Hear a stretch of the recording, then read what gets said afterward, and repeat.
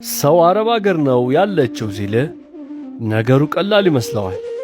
የናፍቆቱን ክብደት፣ የብቸኝነቱን ቅዝቃዜ፣ የእንባዋን ዋጋ የሚያውቀው ግን የደረሰበት ብቻ ነው።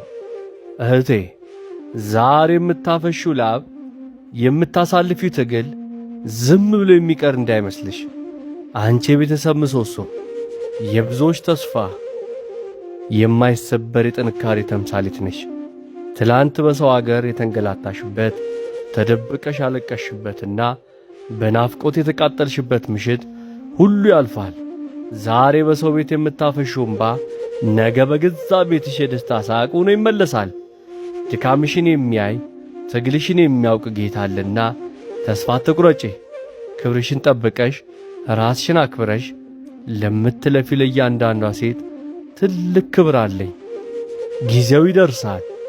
ነገ በኩራት ወደ ሀገርሽ ተመልሰሽ የለፋሽበትን ፍሬ የምትበይበት ቀን ቅርብ ነው። ጥንካሬሽ ኩራታችን ነው። በርቺ።